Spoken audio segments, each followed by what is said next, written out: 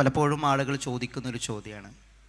നമ്മളുടെ മുൻഗാമികളോടും അംബിയ മുർസലീങ്ങളോടും ഔലിയാക്കളോടൊക്കെ നമുക്ക് സ്നേഹം വേണമല്ലോ, സ്നേഹം അനിവാര്യമാണല്ലോ.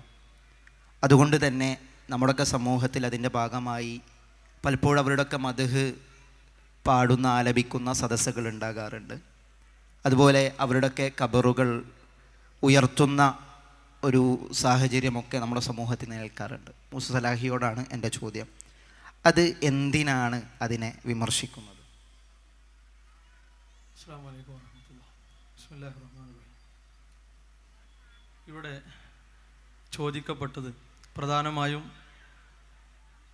സമൂഹത്തിൽ വളരെയധികം സ്വാധീനിക്കപ്പെട്ട ഒരു വിഷയത്തെ സംബന്ധിച്ചാണ്.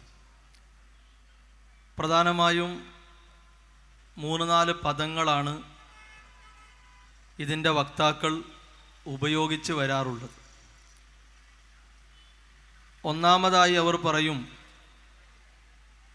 പ്രവാചകന്മാരെ അതുപോലെ സ്വാലിഹീങ്ങളെ ആദരിക്കുകയാണ്, ബഹുമാനിക്കുകയാണ്, അവരെ സ്നേഹിക്കുകയാണ്, അവരോടുള്ള ഇഷ്ടം പ്രകടിപ്പിക്കുകയാണ്. യഥാർത്ഥത്തിൽ ഈ കാര്യങ്ങളെല്ലാം ഇസ്ലാം പഠിപ്പിച്ചതാണ്. അതോടൊപ്പം എങ്ങനെയാണ് ആദരിക്കേണ്ടത്, എപ്രകാരമാണ് ബഹുമാനിക്കേണ്ടത്, ഇഷ്ടവും സ്നേഹവും പ്രകടിപ്പിക്കേണ്ടതിൻ്റെ രീതി ഏതാണ്, അതെല്ലാം ഇസ്ലാം പറയുകയും ചെയ്തു. മരണപ്പെട്ടവർക്ക് പരിധി ലംഘിച്ചുകൊണ്ടുള്ള ആദരവും ബഹുമാനവും സ്നേഹവും ഇഷ്ടവും കൊടുത്താൽ അതാർക്കാകട്ടെ, പ്രവാചകന്മാർക്കാകട്ടെ, സ്വാലിഹീങ്ങൾക്കാകട്ടെ, ശുഹദാക്കൾക്കാകട്ടെ, ഔലിയാക്കൾക്കാകട്ടെ, ഉസ്താദുമാർക്കാകട്ടെ, ഒന്നുകിൽ വലിയ ശിർക്കിൽ അത് വരും, അല്ലെങ്കിൽ വലിയ ശിർക്കിലേക്ക് ആളുകളെ എത്തിക്കും. അതുമല്ലെങ്കിൽ ഹറാമിൽ അത്തരം ആളുകൾ ചെന്ന് ചാടും. ഈ നിലക്കുള്ള ഗൗരവം വിശുദ്ധ ഇസ്ലാം ആ കാര്യത്തിൽ ഉണർത്തിയിട്ടുണ്ട്. തൗഹീദിനെ സംബന്ധിച്ച് ചർച്ച ചെയ്യുന്ന ഭാഗത്താണ് പണ്ഡിതന്മാർ ഈ കാര്യം പ്രത്യേകം പറഞ്ഞിട്ടുള്ളത്.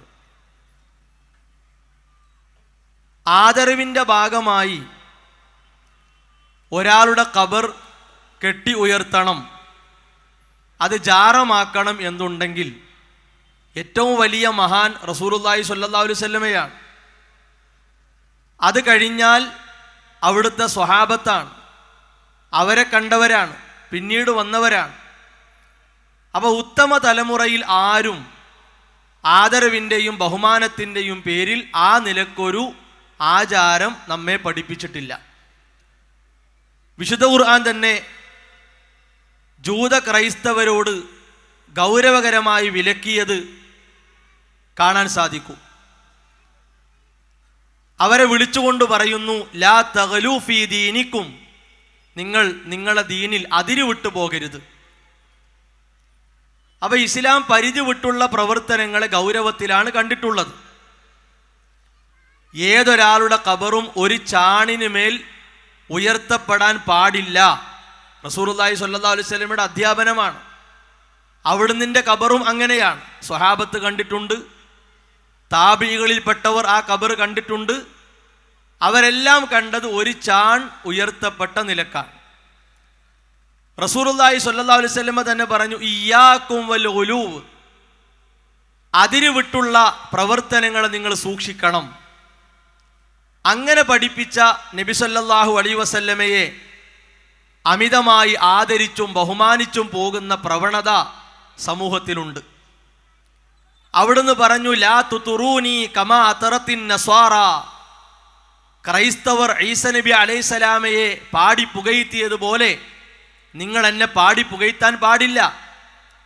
ഞാൻ അള്ളാഹുവിൻ്റെ അടിമയും അവൻ്റെ ദൂതനുമാണെന്ന് നിങ്ങൾ പറയുക. അവിടുന്ന് കാണിച്ച സൂക്ഷ്മത എത്രയാണ്! അപ്പോൾ ഉത്തമ തലമുറയിൽ ജീവിച്ചവർക്കില്ലാത്ത ഒരാദരവും ബഹുമാനവും സ്നേഹവും ഇഷ്ടവും നമ്മളാരും പ്രകടിപ്പിക്കേണ്ടതില്ല. അത്രത്തോളം ഗൗരവകരമായ താക്കീത് റസൂലുള്ളാഹി സ്വല്ലല്ലാഹു അലൈഹി വസല്ലമ നമുക്ക് തന്നിട്ടുണ്ട്. ഷിയാക്കളും സൂഫികളും ബറേൽവികളും ഒക്കെയാണ് ജൂത ക്രൈസ്തവ വിഭാഗങ്ങളെ പിൻപറ്റി ഇത്തരം കാര്യങ്ങൾ സമൂഹത്തിലേക്ക് ഇറക്കിയിട്ടുള്ളത്. അവരെ പിൻപറ്റിയാണ് നമ്മുടെ നാട്ടിലുള്ള പുരോഹിതന്മാർ, മുസ്ലിയാക്കന്മാർ, സാധാരണക്കാർക്കിടയിൽ വലിയ കാര്യമായി ഇത്തരം ആണ്ടുകളും ഉറൂസുകളും ജാറങ്ങളും അക്ബറുകളുമൊക്കെ കൊണ്ടു നടക്കുന്നത്. ദീനിൽ എവിടെയും വിശുദ്ധ ഖുർആനിലോ ഒരായത്തിലോ അതിൻ്റെ വിശദീകരണമായ റസൂലുള്ളാഹി സ്വല്ലല്ലാഹു അലൈഹി വസല്ലമയുടെ വചനങ്ങളിലോ അറിയപ്പെട്ട 4 മദ്ഹബിൻ്റെ ഇമാമുകളുടെ ജീവിതത്തിലോ ഒന്നും അഹ്ലുസുന്നയുടെ നാളിതുവരെയുള്ള പണ്ഡിതന്മാരിൽ എവിടെയും നമുക്ക് ഈ ഒരു രീതി കാണുക സാധ്യമല്ല. അത് ഇസ്ലാം കർശനമായി വിലക്കിയിട്ടുണ്ട്.